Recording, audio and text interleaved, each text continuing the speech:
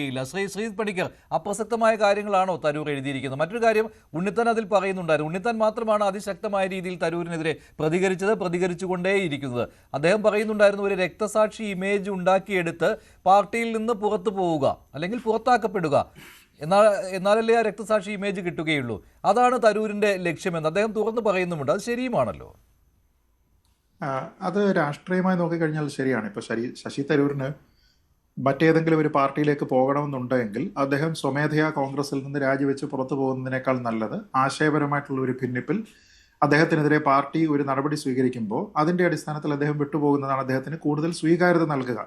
അത് അദ്ദേഹത്തിന് ഒരു ട്രാജിക് ഹീറോ പരിവേഷമൊക്കെ തന്നെ കൊടുക്കും. അപ്പോൾ അങ്ങനെ വരുന്ന ആൾക്കാർക്ക് പൊതുവെ പുതിയ താവളത്തിലേക്ക് പോകുന്ന സമയത്ത് സ്വീകാര്യത കൂടുതലുമായിരിക്കും. പക്ഷേ അതൊക്കെ ഇവിടെ സെക്കൻഡറിയാണ്.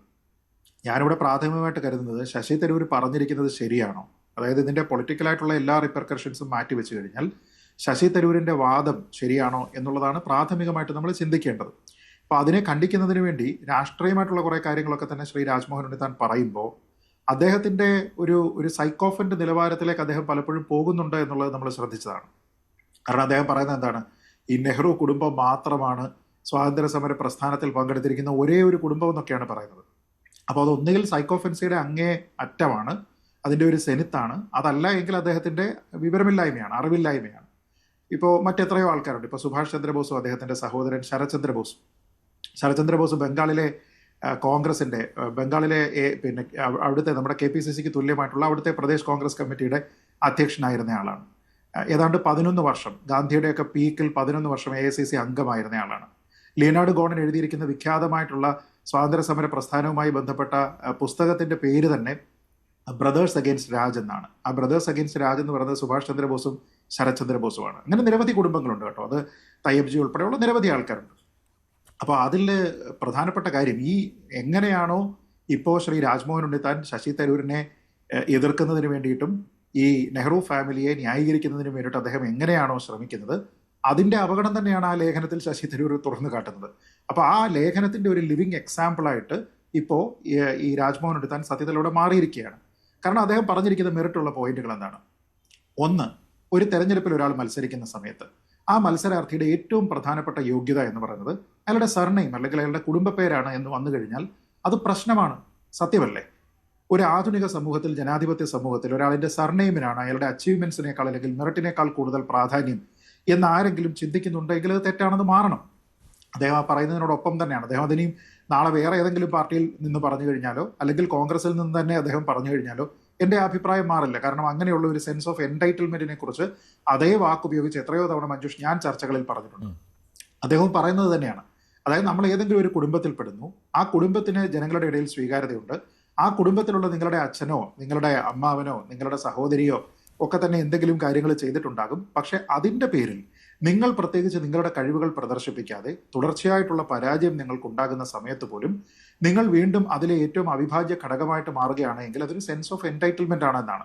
രാജഭരണം മാറിയിട്ടുണ്ട്. ഈ ജമീന്ദാർമാർക്കൊക്കെ കിട്ടുന്ന അതേ ബഹുമാനം രാഷ്ട്രീയ നേതാക്കൾക്കും വേണമെന്ന് അവർക്കും കൊടുക്കണമെന്ന് ചിലർക്കും താല്പര്യമുണ്ട് എന്ന് പറയുന്നത് ഇത് കൊടുക്കുന്ന രാജ്മോഹൻ ഉണ്ണിത്താനെ പോലെയുള്ള ആൾക്കാരെ കുറിച്ചാണ്. അദ്ദേഹം പറഞ്ഞിരിക്കുന്ന ചില നിർദ്ദേശങ്ങളുണ്ട് ആ ആർട്ടിക്കിളിന്റെ അവസാനം. ഒന്ന്, മെറിറ്റ് വരണം. ഭരണത്തിൽ തുടർച്ചയായിട്ട് ഭരിക്കുന്നതിന് വേണ്ടിയിട്ട് നിയമപരമായിട്ടുള്ള ഒരു ടേം ലിമിറ്റ് വേണം. നല്ല കാര്യമല്ലേ? ഇപ്പോൾ 2 ടേം അല്ലെങ്കിൽ 3 ടേം കഴിഞ്ഞു കഴിഞ്ഞാൽ പിന്നീട് ഒരാൾ വരാൻ പാടില്ല എന്ന് പറഞ്ഞു കഴിഞ്ഞാൽ നമ്മുടെ നാട്ടിൽ ഈ 50 വർഷമൊക്കെ ഒരാൾ ഒരേ സീറ്റിൽ തന്നെ നിൽക്കുന്ന ആ ഒരു പ്രവണത ഇല്ലാതെയാകും.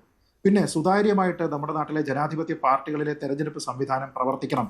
അത് പലപ്പോഴും കോൺഗ്രസിനെതിരെയുള്ള ആക്ഷേപമാണ്, BJPക്കെതിരെയുള്ള ആക്ഷേപമാണ്, നിരവധി പാർട്ടികൾക്കെതിരെയുള്ള ആക്ഷേപമാണ്. അത് ട്രാൻസ്പെറന്റ് ആയിട്ട് നടത്തുക എന്ന് പറഞ്ഞാൽ ജനാധിപത്യം കൂടുതൽ ശക്തമാവുകയാണ്. ശരിയാണ്, തരൂർ പറഞ്ഞ കാര്യങ്ങളെല്ലാം ശരിയാണ്. പക്ഷേ ശ്രീത് പണിക്കർ, തരൂർ ഏത് പാർട്ടിയിൽ നിന്നുകൊണ്ടാണ് ഇത് പറയുന്നത് എന്നതാണ്. കോൺഗ്രസിൽ നിന്നുകൊണ്ടാണ് തരൂർ പറയുന്നത്. തരൂർ അവിടെ എടുത്തു പറഞ്ഞിരിക്കുന്നത് ഈ കോൺഗ്രസിന്റെ കാര്യം, നെഹ്റു കുടുംബത്തെക്കുറിച്ച് പറഞ്ഞപ്പോൾ അദ്ദേഹം അത് പോസിറ്റീവായിട്ട് തന്നെ കണ്ടുകൊണ്ടാണ് പറഞ്ഞത്. കാരണം സ്വാതന്ത്ര്യ സമരത്തിൽ പങ്കെടുത്തുകൊണ്ട് തുടക്കമിട്ടതാണ്. പക്ഷേ അതിനെ രാഷ്ട്രീയ പിന്തുടർച്ച എന്ന രീതിയിൽ മറ്റു പാർട്ടികൾ സ്വീകരിക്കുകയാണ് എന്ന് പറഞ്ഞുകൊണ്ട് അദ്ദേഹം ഏതെല്ലാം പാർട്ടികളുടെ കാര്യമാണ് പറഞ്ഞിരിക്കുന്നത്? അതിൽ 90% പാർട്ടികളും ഇന്ത്യ സഖ്യത്തിലുള്ള പാർട്ടികളാണ്. ചുരുക്കം ചിലപ്പോൾ ചിരാഗ് പാസ്വാൻ ഒഴികിച്ച് കുറച്ചു പേർ മാത്രമാണ് അതിൽ NDA പക്ഷത്തുള്ളത്.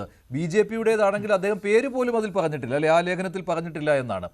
അപ്പോൾ ഇങ്ങനെ വരുമ്പോൾ തരൂർ കോൺഗ്രസ് പാർട്ടിയിൽ നിന്ന് കോൺഗ്രസിനെ പ്രതിരോധത്തിലാക്കുകയാണ്. അപ്പോൾ അദ്ദേഹത്തിന്റെ ലക്ഷ്യം ഇവിടെ ഈ ബീഹാർ തെരഞ്ഞെടുപ്പിൽ ഈ കോൺഗ്രസിന് നേരെ NDA പ്രയോഗിക്കുന്ന ചില കാര്യങ്ങൾ അതെടുത്ത് പറഞ്ഞുകൊണ്ട് ഇന്ത്യ സഖ്യത്തിനെതിരെ പൊതുവെയുള്ള ഒരു ആക്രമണം എന്ന രീതിയിലായി പോവുകയാണ്. അല്ല നോക്കൂ, അദ്ദേഹം പറഞ്ഞിരിക്കുന്നതിൽ എന്തുകൊണ്ടാണ് NDA സഖ്യത്തിലുള്ള ആൾക്കാർ ഇല്ലാത്തത് എന്ന് ചോദിച്ചാൽ അദ്ദേഹം പറയുന്നത് ഏതെങ്കിലും ഒരു പാർട്ടിയിലുള്ള എല്ലാ കുടുംബത്തിലുള്ള ആൾക്കാരെ കുറിച്ചല്ല പറയുന്നത്. അദ്ദേഹം ഇവിടെ KM മാണിയും ജോസ് കെ മാണിയും പറ്റി പറയുന്നുണ്ടോ? പറയുന്നില്ല. അദ്ദേഹം എന്തിനെക്കുറിച്ചാണ് പറയുന്നത്? ദേശീയ ശ്രദ്ധ ആകർഷിച്ചിരിക്കുന്ന ഏറ്റവും പ്രധാനപ്പെട്ട പാർട്ടികളിലെ ഡിസിഷൻ മേക്കേഴ്സിനെ കുറിച്ചാണ്. ആ പാർട്ടികളിലെ ഡിസിഷൻ മേക്കേഴ്സ് ആണ് ഇപ്പൊ നേരത്തെ ഈ പറഞ്ഞിരിക്കുന്നത് പോലെ പറയുന്നില്ല. അതാണ് ഞാൻ പസ്വാന്റെ കാര്യം പറഞ്ഞത്. അല്ല, അതെന്തുകൊണ്ട് ലിമിറ്റഡ് ആകുന്നു എന്ന് വെച്ച് കഴിഞ്ഞാൽ അവിടെയുമുള്ള പാർട്ടികളിലോ സഖ്യകക്ഷികളിലോ ഇതേപോലെ ഒരേ കുടുംബത്തിൽ നിന്നുള്ള ആൾക്കാരുണ്ട്. പക്ഷേ ഡിസിഷൻ മേക്കേഴ്സ് ആയിട്ട് നിങ്ങൾ വന്നിരിക്കുന്ന പാർട്ടികൾ ഏതൊക്കെയാണ്? ഇപ്പൊ നേരത്തെ പറഞ്ഞു പിന്നെ ജ്യോതിരാദിത്യ സിന്ധ്യയുടെ കാര്യം. ജ്യോതിരാദിത്യ സിന്ധ്യ BJP എന്ന പാർട്ടിയിലെ ഡിസിഷൻ മേക്കർ ആണോ എന്ന് ചോദിച്ചാൽ അല്ല എന്ന് എല്ലാവർക്കും അറിയാം. പക്ഷെ ചിരാഗ് പാസ്വാൻ ആണോ എന്ന് ചോദിച്ചു കഴിഞ്ഞാൽ ആണ്. അദ്ദേഹത്തിന്റെ പാർട്ടിയിൽ അദ്ദേഹം ഡിസിഷൻ മേക്കർ ആണ്. സ്റ്റാലിൻ അദ്ദേഹത്തിന്റെ പാർട്ടിയിലെ ഡിസിഷൻ മേക്കർ ആണ്. അതിനുശേഷം ഇനി അടുത്ത ആൾ വരുന്നുണ്ട്, അത് ഉദയനിധി സ്റ്റാലിൻ ആണെന്ന് അതിൽ സൂചിപ്പിക്കുന്നുണ്ട്. അത് അങ്ങനെയാണ്. അപ്പോൾ ഇതിൽ പറഞ്ഞിരിക്കുന്നതെല്ലാം അങ്ങനെയുള്ള പാർട്ടികളാണ്. ആ പാർട്ടികളെല്ലാം കൂടുതൽ ഇരിക്കുന്നത് ഇപ്പോൾ ഇന്ത്യ സഖ്യത്തിന്റെ ഭാഗമായിട്ടായതുകൊണ്ട് അത് സ്വാഭാവികമായിട്ട് അങ്ങനെ വന്നു പോകുന്നതാണ്. ഈ ചിരാഗ് പാസ്വാനെ പറ്റി അവിടെ പറഞ്ഞിട്ടില്ലായിരുന്നുവെങ്കിൽ നമുക്കതിനെ ഒരു കുറ്റമായിട്ട് പറയാമായിരുന്നു. പക്ഷേ ഇവിടുത്തെ പ്രധാനപ്പെട്ട പ്രശ്നം എന്താണ്? ശശി തരൂർ അവിടെ കാണിച്ചിരിക്കുന്നത് ഔചിത്യമാണോ അല്ലയോ എന്നുള്ളതാണ്. നോക്കൂ, ഒരു കുടുംബത്തിലുള്ള ആൾക്കാർ ആ കുടുംബവാഴ്ച പിന്നീട് മെറിറ്റിന്റെ അടിസ്ഥാനത്തിലല്ലാതെ തുടർന്നു പോകുന്ന ഒരു സാഹചര്യം ഉണ്ടാകുന്നുണ്ട് എങ്കിൽ അതിനെ ഏതെങ്കിലും കാലത്ത് ആൾക്കാരെ എക്സ്പോസ് ചെയ്യണ്ടേ? അതിനെ ഏതെങ്കിലും കാലത്ത് ആൾക്കാർ ചോദിക്കണ്ടേ? അതല്ലെങ്കിൽ നാളെ എന്ത് സംഭവിക്കും? നാളെ പ്രിയങ്ക ഗാന്ധിയുടെ മകനും മകളും ഇതേപോലെ തന്നെ കോൺഗ്രസിൽ ഒരു ഡയറക്റ്റ് എൻട്രി കിട്ടിയതിന് ശേഷം മറ്റുള്ള ആൾക്കാരെ പോലെ സ്ട്രഗിൾ ചെയ്യാതെ കുടുംബ പേരിന്റെ അടിസ്ഥാനത്തിൽ വരും. അങ്ങനെയാണെങ്കിൽ ഈ പറയുന്ന ശശി തരൂർ ഇത്രയും കാലം കോൺഗ്രസിൽ നിന്നതും പല ടേം MP ആയതും ഒരു തവണ കേന്ദ്രമന്ത്രി ആയതുമൊക്കെ ഇതൊന്നും അറിയാതെയാണോ അദ്ദേഹം ഈ പദവികളൊക്കെ സ്വീകരിച്ചത്? അന്നും ഡൈനാസ്റ്റി പൊളിറ്റിക്സ് ഉണ്ടായിരുന്നു കോൺഗ്രസിൽ. അല്ല നോക്കൂ, ഇതിൽ ഞാൻ പറയുന്നത് അദ്ദേഹത്തിന് അവസരങ്ങൾ കിട്ടിയിട്ടില്ല എന്നോ അദ്ദേഹത്തിന്റെ അഭിപ്രായം ഏതെങ്കിലും ഒരു സമയത്ത് വ്യത്യസ്തമായിരുന്നോ ഒന്നുമല്ല. ദ ഗ്രേറ്റ് ഇന്ത്യൻ നോവൽ എന്ന് പറഞ്ഞിട്ടുള്ള ഒരു പുസ്തകം എഴുതിയിരിക്കുന്ന ആളാണ് ശശി തരൂർ. ആ പുസ്തകം എഴുതിയതിന് ശേഷമാണല്ലോ അദ്ദേഹം കോൺഗ്രസ് പാർട്ടിയിലേക്ക് വന്നത്. ആ പുസ്തകത്തിന്റെ പ്രമേയം എന്തായിരുന്നു? ആ പുസ്തകത്തിൽ ഇന്ത്യൻ നാഷണൽ കോൺഗ്രസിന്റെ ഏറ്റവും കൂടുതൽ പരിഹാസ്യമായിട്ടുള്ള രീതിയിൽ തന്നെ അദ്ദേഹം അവതരിപ്പിച്ചിരുന്നതല്ലേ. ഇന്ദിരാ പ്രിയദർശിനി എന്ന പേരിന് പകരം ഇന്ദിരാ ദുര്യോധനി എന്ന് പറഞ്ഞുകൊണ്ട് ഇന്ദിരാഗാന്ധിയെ ചിത്രീകരിച്ചിരുന്ന പുസ്തകം എഴുതിയിരുന്ന ആളാണ്. അപ്പൊ അതിനുശേഷമല്ലേ കോൺഗ്രസിലേക്ക് വന്നിരിക്കുന്നത് എന്ന് വേണമെങ്കിൽ നമുക്ക് ചോദിക്കാം. പക്ഷെ അന്നത്തെ സാഹചര്യത്തിൽ അദ്ദേഹത്തിന് അങ്ങനെ ഒരു അവസരം കിട്ടുന്നു. ആ അവസരം കിട്ടുന്ന സമയത്ത് അദ്ദേഹം ഈ പാർട്ടിയിലേക്ക് വരുന്ന സമയത്ത് ഇവിടുത്തെ പ്രധാനമന്ത്രി ആരായിരുന്നു എന്നുള്ളത് നമ്മളൊന്ന് ആലോചിച്ച് നോക്കണം. ആ പ്രധാനമന്ത്രി എന്ന് പറയുന്നത് ഇത്തരത്തിൽ ഗാന്ധി കുടുംബത്തിൽ നിന്നായിരുന്നില്ല. ഡിസിഷൻ മേക്കർ ആയിരുന്ന പാർട്ടിയിലെ ഏറ്റവും പ്രധാനിയായിട്ടുള്ളയാൾ പാർട്ടി കുടുംബത്തിൽ നിന്ന് അല്ലെങ്കിൽ ഈ പാർട്ടിയെ നയിക്കുന്ന പ്രധാനപ്പെട്ട കുടുംബത്തിൽ നിന്നുള്ള ആളായിരുന്നില്ല. പക്ഷെ അതിനുശേഷമാണ് പിന്നീടുള്ള യുവതലമുറ വീണ്ടും അതിലേക്ക് വരുന്നതും അതിൽ ഇതേപോലെ തന്നെ പിടിമുറുക്കുന്നതും. ഇപ്പൊ സോണിയാഗാന്ധിയെ പറ്റി ശ്രീ ശശി തരൂരിന് ആ ഒരു അഭിപ്രായമില്ല. പൊതുവെ ഇത്തരത്തിലുള്ള ഡൈനസ്റ്റി പൊളിറ്റിക്സിനെ എതിർക്കുന്ന ആൾക്കാരും സോണിയാഗാന്ധിയെ പറ്റി വിമർശിക്കാറില്ല. കാരണം എന്താ? സോണിയാഗാന്ധിക്ക് ഇന്ത്യൻ പൊളിറ്റിക്സ് എന്താണെന്ന് കൃത്യമായിട്ട് ധാരണയുണ്ട്.